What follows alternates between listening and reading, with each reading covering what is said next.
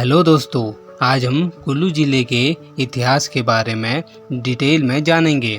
तो सबसे पहले हमारे पास ये क्वेश्चन आता है कि कुल्लू रियासत की स्थापना किस वंश ने की। तो कुल्लू रियासत की स्थापना पाल वंश के राजाओं ने की थी। कुल्लू रियासत की स्थापना विहंग मणिपाल ने की थी। विहंग मणिपाल हरिद्वार से आया था।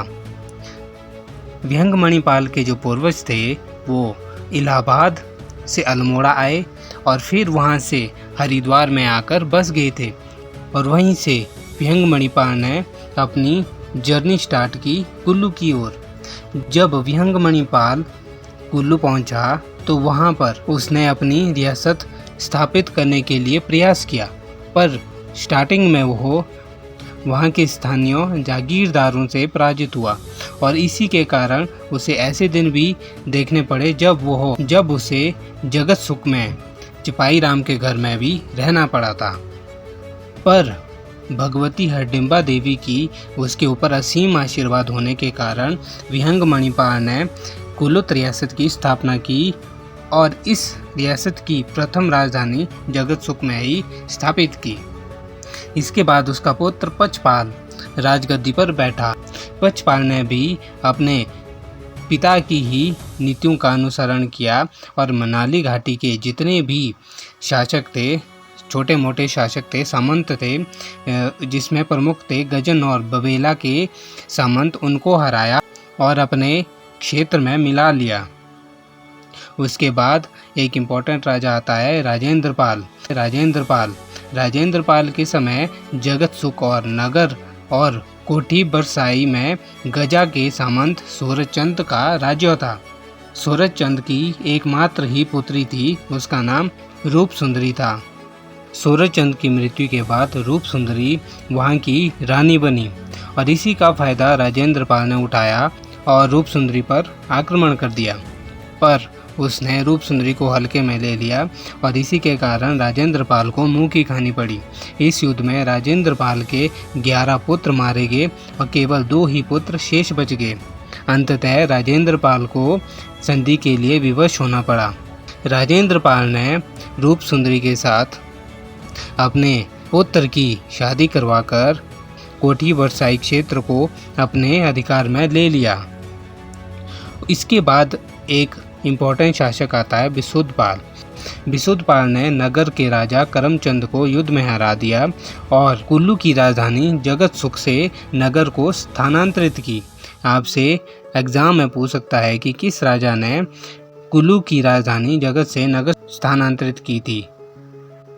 बिसुद पाल के बाद सूरजपाल शासक बना, पर उसका कोई वैध पुत्र नहीं था।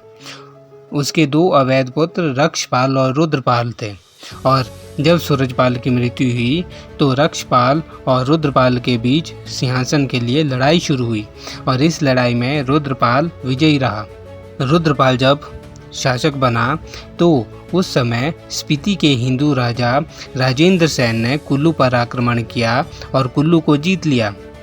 इसके बाद राजेंद्र सेन ने रुद्रपाल को कर देने के लिए वाध्य कर दिया। रुद्रपाल के बाद उसका बेटा हमीरपाल शासक बना और वह भी स्पीति को कर देता था। हमीरपाल के बाद उसका पुत्र प्रसिद्धपाल जब शासक बना तो उसने स्पीति के शासक छत्रसेन को हराया और साथ ही साथ चंबा के राजा को भी हराया। इस तरह उसने कुल्लू और लाहौल को इन दोनों के अधिकार से मुक्त किया और एक स्वतंत्र शासक की तरह स्थापित हुआ।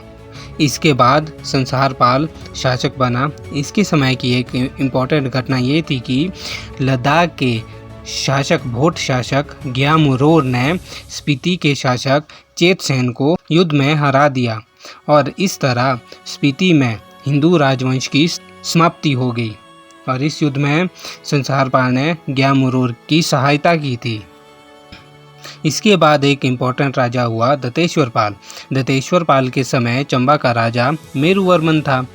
जब मेरुवर्मन ने कुल्लू पर आक्रमण किया तो उसने दंतेश्वर पाल को हराया और इस युद्ध में दंतेश्वर पाल मारा गया। दंतेश्वर पाल पाल वंश का 31वां राजा था।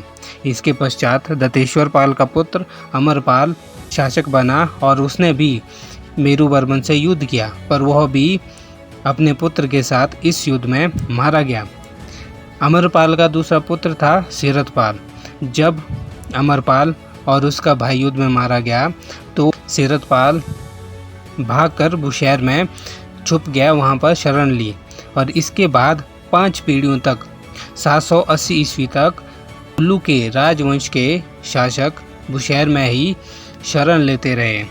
अब समय आता है 780 से 800 ईस्वी का, जब जारेश्वर पाल कुल्लू में शरण ले रहा था तो उस समय चंबा का राजा लक्ष्मीवर्मन था।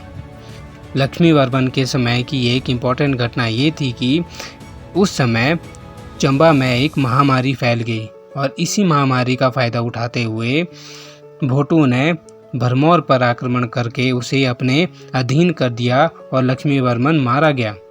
और इसी सिचुएशन का फ़ायदा उठाते हुए जारेश्वर पाल ने भी बुशहर रियासत के राजा की हेल्प लेते हुए कुल्लू को चंबा से मुक्त करा दिया और इस तरह 5 पीढ़ियों के बाद अपने रियासत पर शासक बनकर लौटा।